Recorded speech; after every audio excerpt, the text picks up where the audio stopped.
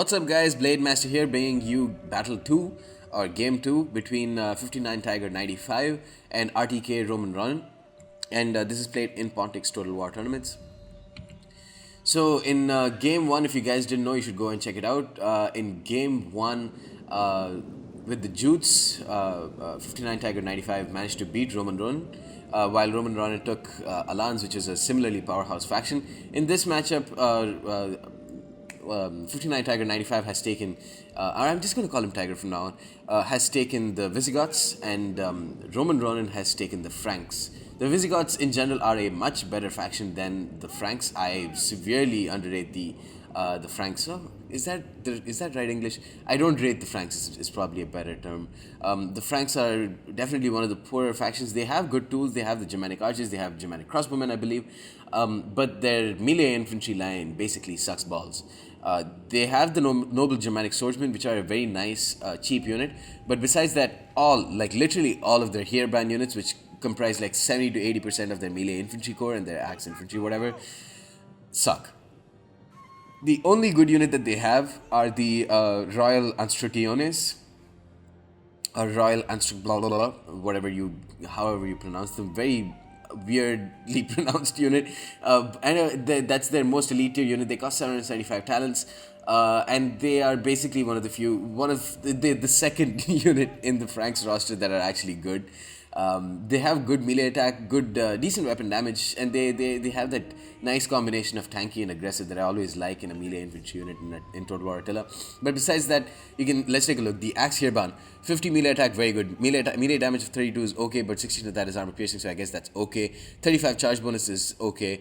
Health, armor, morale, all completely dog shit.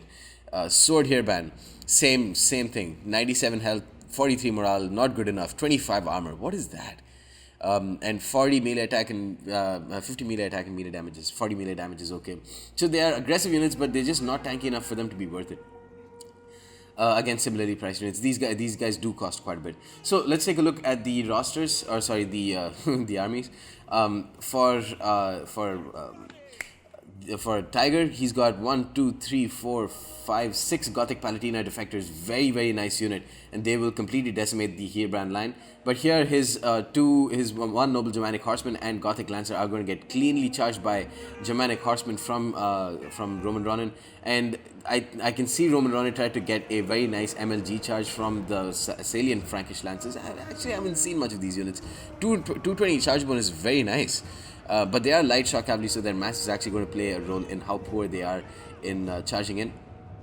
So they won't be able to knock many units down, but they did a pretty decent job at killing off one of these Gothic Palatina defectors. Look at the stats in these units: 64 melee attack and 40 weapon damage, completely destroying the Noble Germanic Swordsman.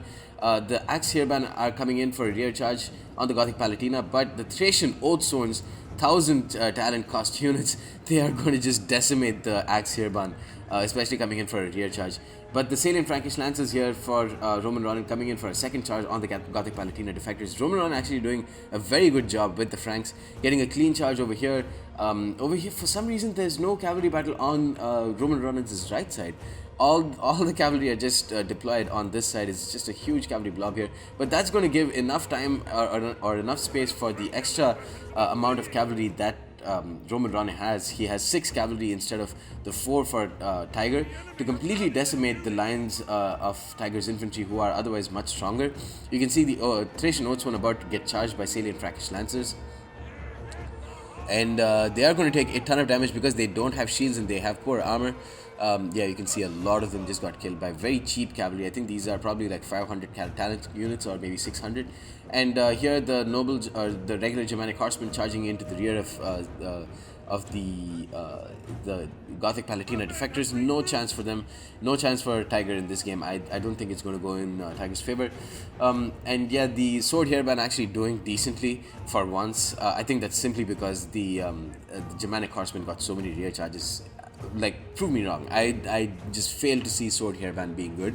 I've actually played with the Franks quite a bit simply because they're a faction that I really want to like, but I just, they're just too poor for me to really use them as anything other than fun factions.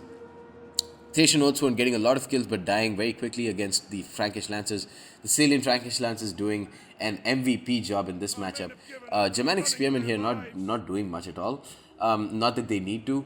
The Germanic Horsemen here killing off the Germanic Bows. Another poor mistake from Tiger bringing the Germanic Bows. He should have brought the Germanic Archers. But again, this is round one. This is when the game like just launched. So I wouldn't really blame him for it. Germanic Horsemen here, this is a blob that they'd actually really like because they're getting supported by Germanic Spearmen who are slowly getting kills. Look at how slow they're getting these kills though. The Gothic Lancers and Noble Germanic Horsemen really won't do too much, and it's a cavalry blob that they don't want to be in. They want to help and support the infantry engagement, which is obviously not going in their favor at all. Considering all the rear charges done by the Germanic Horsemen and the Salian Frankish Lancers, the Gothic Palatina defector is still getting 180 double chevron kills. The Thracian Oathsworn managing to stay strong, killing off some more of these sword hairband. And yet, somehow the Frankish line still is managing to lose pretty decisively against this Visigothic line. Rear charging with the Germanic Horsemen onto one of Tiger's isolated spearmen, and the Lancers, the Gothic Lancers, which are a very good unit, I think. Gothic Lancers, 157 health for them. I want to take a look at the Salian Frankish Lancers. Are they still there? Is that Axe Hairband?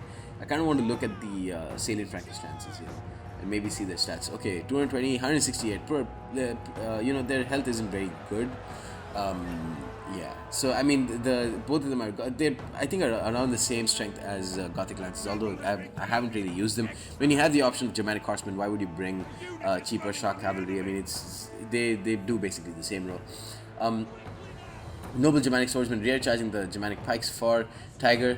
And the Thracian Oathsworn still standing strong with one unit left, getting 207 kills. They are very expensive though, so it's probably a mistake bringing them. Maybe should have just brought the cheaper Thracian warriors, who are probably a bit more cost effective than those units.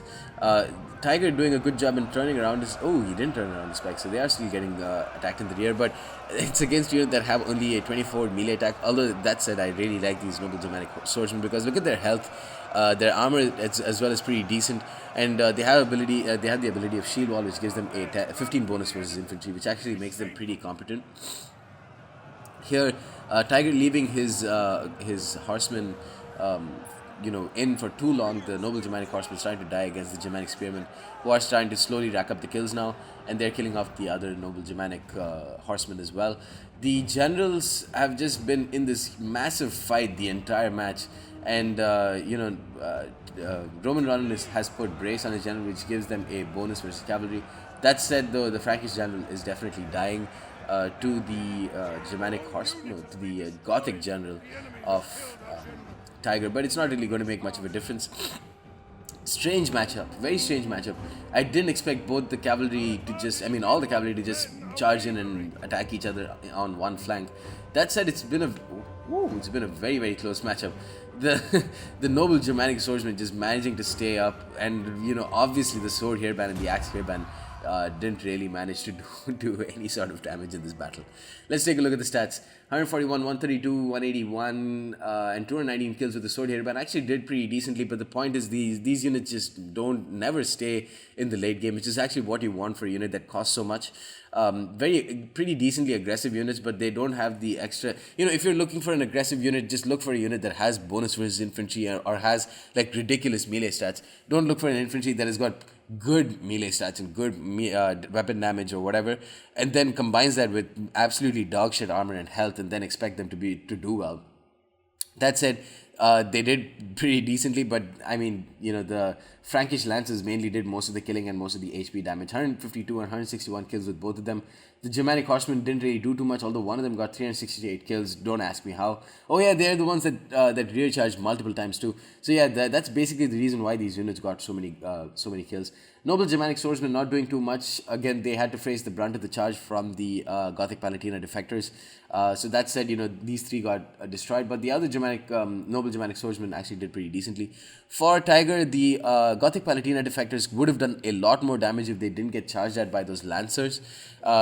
He brought too few cavalry, I think, compared to the 6 brought by RomanRonin. He brought only 5, and he just used all of them in one flank. He needed to keep one separated. And look at this Germanic levy with 329 kills and a double experience chevron. I have no idea what they killed, but they definitely did a good job at it. Anyways, guys, that's the end of game 2, and stay tuned for game 3 because that's going to be a tiebreaker between these two, and that's going to be fought Western Roman Empire versus Western Roman Empire. And yeah, stay tuned for that. Peace.